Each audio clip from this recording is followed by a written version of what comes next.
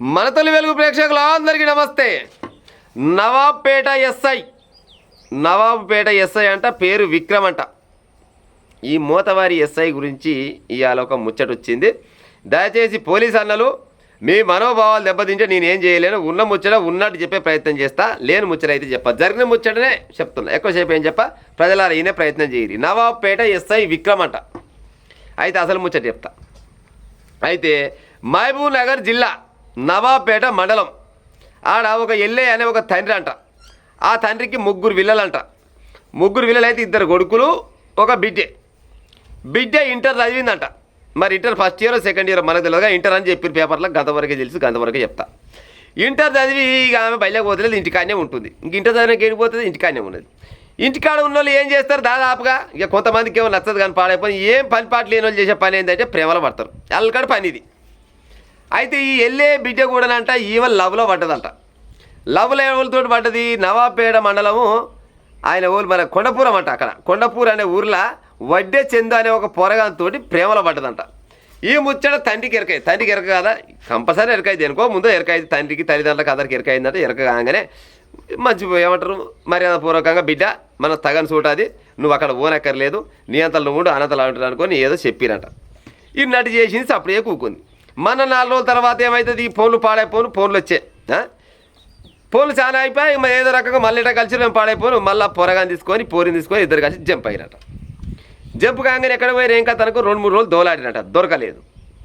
దొరకపోయేసరికి దోలాడే క్రమంలోనే ఈ తండ్రి ఎల్లేయకు ఈ బిడ్డే ఈ లేచిపోయిన పోరగాడు ఇద్దరు అవుపడగానే ఆ ఊళ్ళో పెద్ద మనుషులు చెప్పినట్టు, నా బిడ్డను పలానోళ్ళే తీసుకొని పోయిండు, నా బిడ్డ నాకు కావాలని చెప్పినట్ట.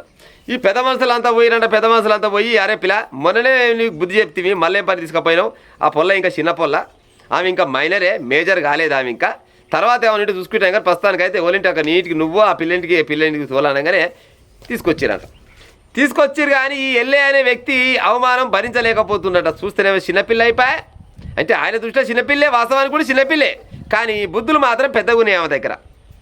లవ్లో పడి ప్రేమించినోని వేసుకొని పోయిందంటే ఆమె మైండ్గా పెద్దగా అయిందో చిన్నగా అయిందో ఇక మీరే చెప్పాలి. కానీ ఇక అన్ని ముచ్చట నేను చెప్తే పాడైపోను, మళ్ళీ బాగుంటుంది. కానీ అయితే ఈ అవమానం భరించలేక ఏం చేసిండు, ఏం చేయాలి, నా బిడ్డకి ఇంత పని చేసిపోయాను, నా ముఖంలో ఇజ్జత్, జనాలలో నాకు ఇజ్జత్ బాయ్ అనుకొని ఇక చిన్న బావి కాడికి పోతున్నాను చెప్పిండట. భార్యతోటి బావి కాడికి పోతున్నాను చెప్పి చిన్నగా పోయిండట. పోయి మాత్రం ఇంటికి రాలే. ఇంటికి రాకపోయేసరికల్లా ఏమా ఎక్కడవా అని చూస్తారు కల్లా ఇక వస్తాడు అనుకొని ఈలే చిన్నగా బావి కాడికి పోయినట. బావి కాడికి పోయేస్తారు కల్లా ఈ ఎల్లేయ చెట్టుకు ఊరేసుకొని ఆత్మహత్య చేసుకోండు. కథం ఆత్మహత్య చేసుకుంటూ ఎప్పుడు వేసుకుండో ఏం కథనో ఎవరికి తెలియదు. నీళ్ళు బిర్రే వేసుకుంటూ చెట్టుకి ఎలాడబడ్డాడు, చచ్చిపోయిండు. చచ్చిపోగానే అయ్యో ఎంత పని అయ్యారనుకొని కింది కూడా వీకి ఇక పోలీసు వాళ్ళకి చెప్తారు కదా, ఆ నవాబ్పేట మండలం పోయి ఎస్ఐ దగ్గర విక్రమ్ సార్ దగ్గర పోయినట. సార్ గిట సంగతి గిట్ల అయింది గిట్ల కథ అని కంప్లైంట్ ఇస్తాను పోతారు కదా, కంప్లైంట్ ఇచ్చిరంట. కంప్లైంట్ ఇచ్చినాక ఇంకా చూడు ఎస్ఐ అసలు ఏమనాలి ఈ ఎస్ఐని నాకైతే అర్థమవుతలేదు. కానీ 50,000 రూపాయల లంచం అడిగిండట ఎస్ఐ. నీకు జీతం ఇస్తలేరు నాయన, గవర్నమెంట్ వాళ్ళు జీతం ఇస్తలేరా? సచ్చిన శవాల దగ్గర కూడా పీక్క తింటేందుకు నువ్వేమో అంటేనేమో బాగుంటుంది, కానీ ఇక బాగుండేది బస్ట్ ఉండేది కానీ జర్నన్న శరం అనిపించాలి కదా సార్. నెలకు ఎస్ఐ అన్నప్పుడు 30-40 వేల నుంచి ₹1,00,000 దాకా జీతాలు ఉంటుండొచ్చు నాకు తెలిసి. 50,000 రూపాయలు చచ్చిపోయి ఇంట్లో వాళ్ళు ఏడుస్తుంటే ఆయన ఎందుకు చచ్చిపోయాడు, బిడ్డ ప్రేమలో పడ్డది, అవమానం భరించలేక ఆత్మహత్య చేసుకుండు. సరే ఆయనకి ఇక ఉండబుద్ధి కాలేదు, చచ్చిపోయిండు.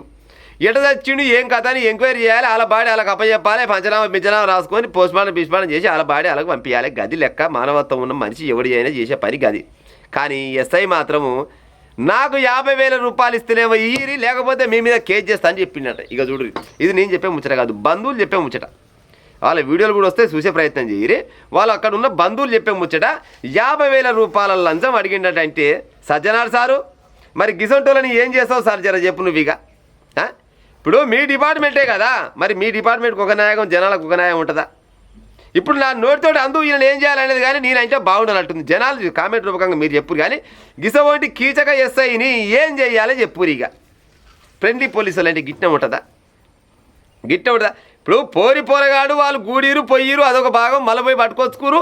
సరే రేపన్నాడు పొరగానెమ్మడి పోవును పోకపోవును అదో భాగం, తండ్రికి నచ్చలేదు, తండ్రి ఆత్మహత్య చేసుకుండు. మరి ఆత్మహత్య చేసుకుంటే అయ్యో పాపం అని అనుకోవాలి, అదో లెక్క ఉంటుంది. కానీ ఆత్మహత్య చేసుకున్నోని ఇంటోళ్ళు కూడా 50,000 రూపాయల లంచం అడుగుతారంటే మీరు ఎస్ఐలు అనాలన్నా, కాకిటేసి చేసుకున్నాయి మీరు రాబందులు అనాలన్నా చెప్పురిగా. ఇసోటి ఎస్ఐలు అక్కడోళ్ళు ఉంటారు, మంచోళ్ళు కూడా ఉంటారు, నేను కాదంటలేను. కానీ ఇసోటి ఎస్ఐలకు ఈ పోలీస్ జాబ్ అవసరమా చెప్పురి ప్రజలారా. సజ్జనార్ సారు, మీరు నిజంగా దాదాపుగా తెలంగాణలో పోలీస్ డిపార్ట్మెంట్లో హీరో అంటే నెంబర్ 1 హీరో మీరే అనుకుంటారు అందరు. మరి గిసోటి ఎస్ఐలకు మరి ఎసోటి శిక్ష చేస్తారు, ఇక మీరే వేయాలి. లేదా జనాలు కామెంట్ రూపకంగా చెప్తారు గసోటి శిక్ష అనేసి ఉపాయం చేయాలి. కానీ గిసోటి పని ఇంకెవ్వరు కూడా చేయకుండా ఆయన శిక్ష చేసి ఉపాయం చేయాలి. సస్పెండ్ చేస్తారా లేకపోతే ఇంకేమైనా చేస్తారా, ఇక నా నోటితో అనకూడదు. కానీ అన్ని రకాలు చేసింది. చాలా మందికి స్పాట్ ఇస్తారు కదా, మీరు స్పాట్లో జడ్జిమెంట్ చెప్తుంటారు. సజ్జనార్ సార్ ఏం చెప్తారంటే చిన్న పొరపాటు చేసినా కానీ అంటుంటాడు. మరి ఈసారి గీత పెద్ద పని చేసిడు, మరి ఈసారిని కూడా గదే పని చేస్తావా లేకపోతే ఏం చేస్తావా అనేది ఇక చూడాలి మరి. ఇక